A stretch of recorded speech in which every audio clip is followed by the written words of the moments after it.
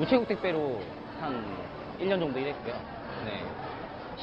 우체국 택배로 그 안산 지점 제가 담당하고 있었고, 그리고, 룸사롱에서 웨이터도 했었고, 주유소에서도 알바도 했었고, 호프집에서 역시 서빙도 했었고, 그리고, 어렸을 때 중학교 때는 신문 배달까지, 안 해본 게 거의 없습니다.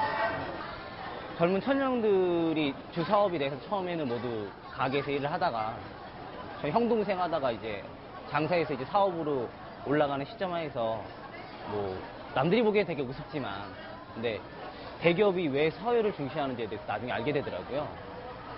그러니까 어떻게 보면 장사꾼한테 누구도 프랜차이즈를 맡기고 싶어하는 사람은 없어요. 어떻게 보면 사업하시는 분한테 어떤 데이터나 아니면 어떤 증거 자료가 있어야 하지만 그 안에서 일하는 사람들 체계도 보게 되더라고요.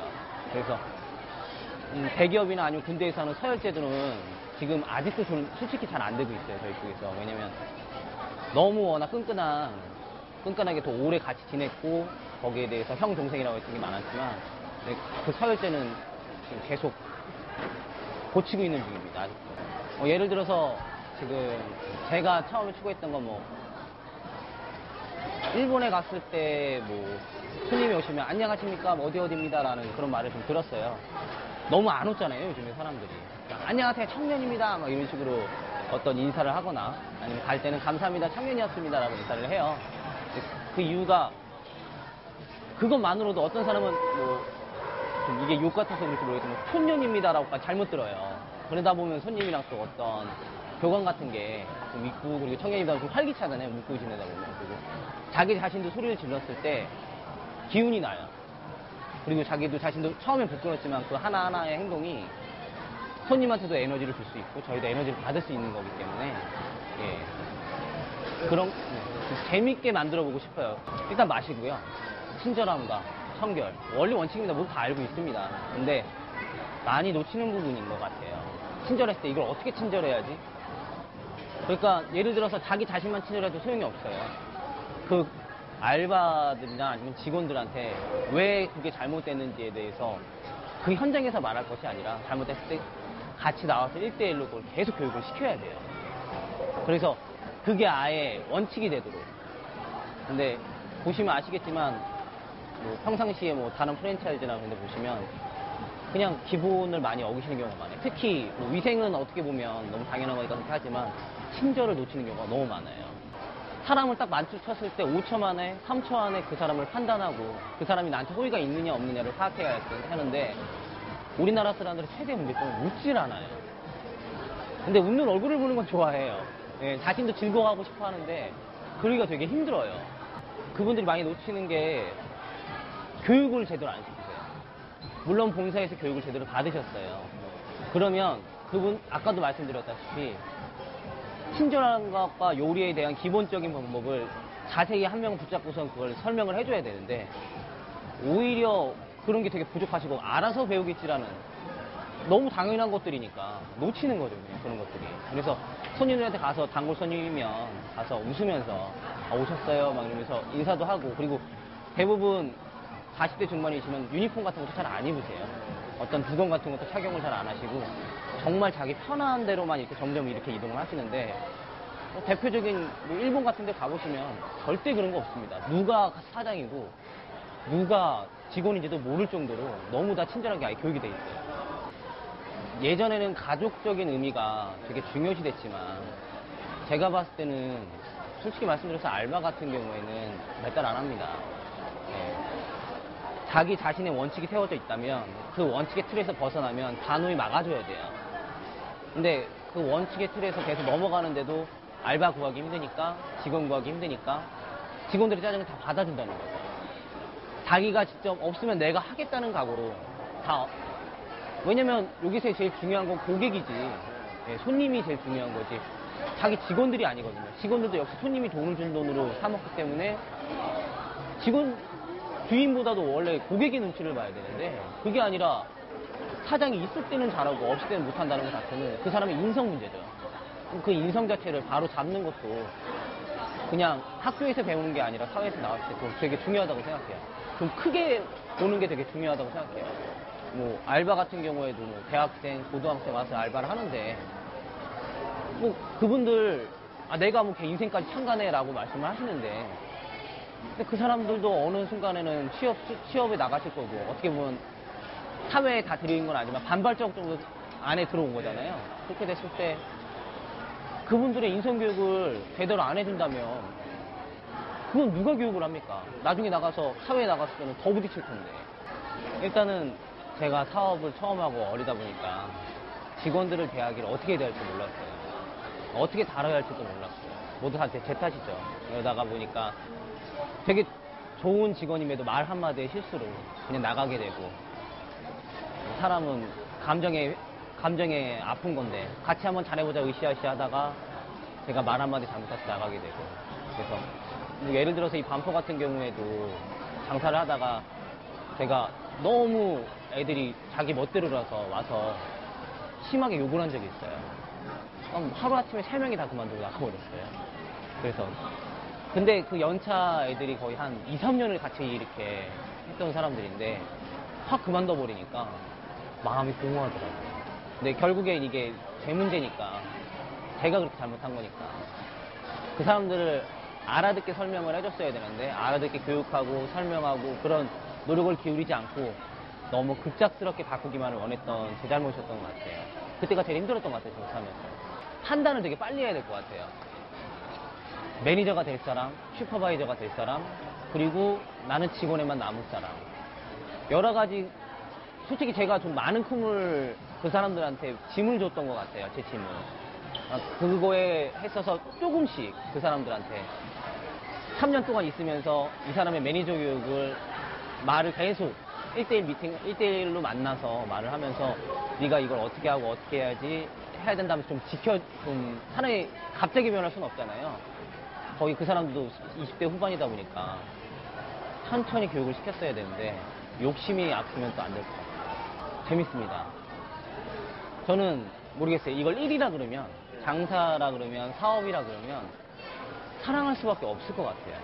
장사한다는 자체가 사랑. 예. 왜냐면 어느 날 문득 저도 가끔씩은 매장에서 일을 하거나 매장을 일했을 때를 뒤돌아 생각해 보면 지금은 제가 가지 못한 길을 가르쳐주는 사람이 없기 때문에 좀 힘든데 원래 했던 장사를 막 하면서 알바 애들이 신나게 웃으면서 있고 저희가 알바랑 웃고 있고 아니면 밖에서 봤을 때 매니저님이랑 또 안에서 일하시는 모습 보고 웃으면서 일했을 때 이 환경을 지키고 싶다.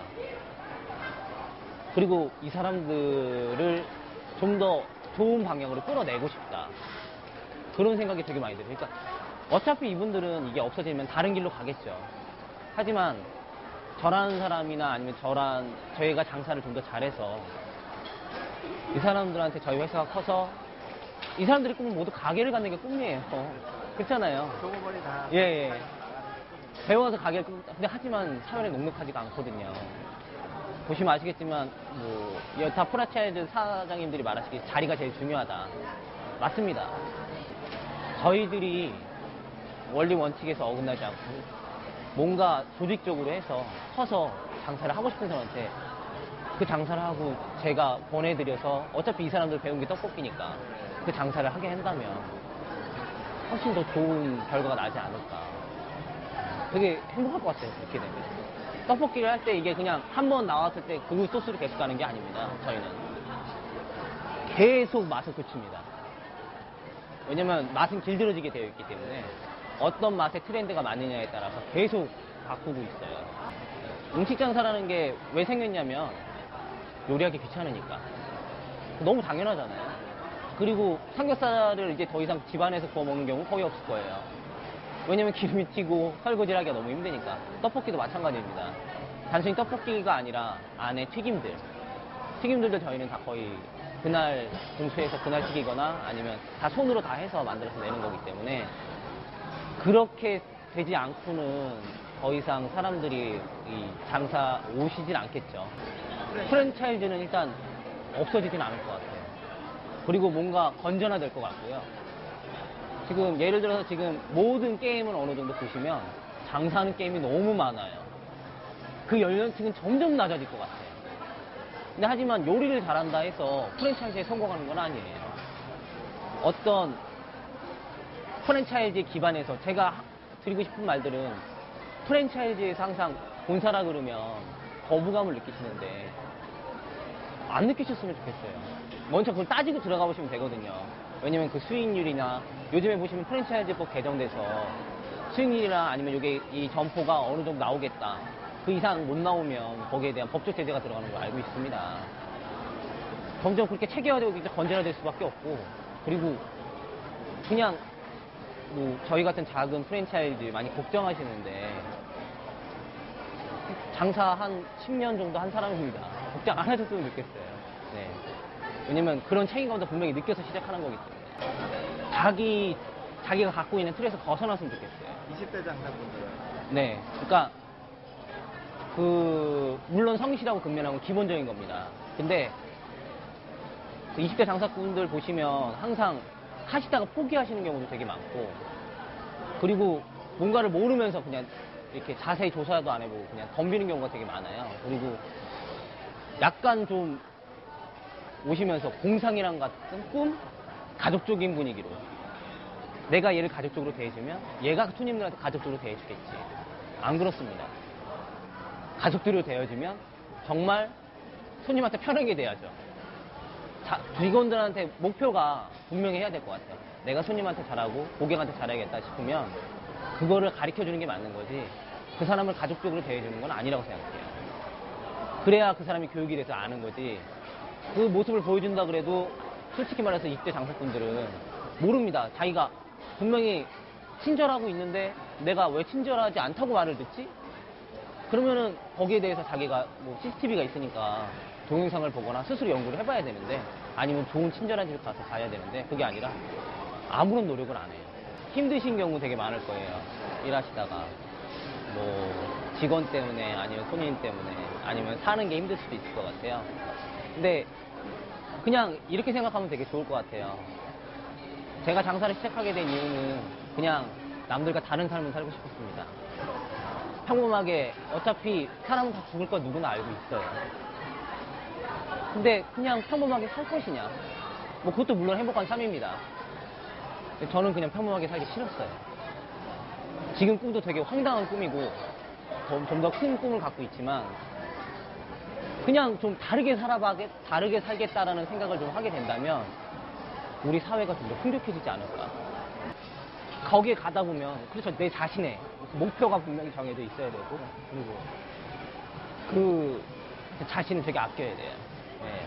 자기가 뭐 어떤, 아무리 얼굴이 우락부락하게 생겨들어도 웃으면서 정말 자신감 있게 간다면 그 사람이 무슨 일을 하든, 장사가 뿐만이 아니라 무슨 일을 하든 성공할 수 있을 것 같아요. 네. 그리고 많이 배웠으면 좋겠어요. 그냥 단순히 어느 가게에 가서 아이스크림을 먹더라도 이 가게의 문제점은 뭔지를 지적해보고, 그리고 이 서비스 직원이 알바가 왔을 때, 아니면 이 알바의 서비스 경우 됐다 안 됐다 판단들, 아니면 이 상품은 된다 안 된다의 판단들, 기본적으로 그게 갖춰진다면 많은 생각을 머릿속에 계속 스쳐 지나갈 거예요. 그러면서 장사는 시작되는 거거든요.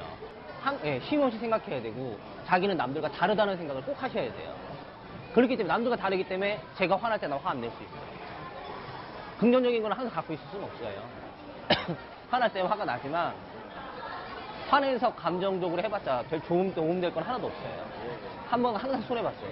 그럴 바에 차라리 나는 그냥 다른 사람이니까, 사는 사람 맞잖아요. 이름도 틀리고 키도 틀리고 얼굴도 틀리잖아요.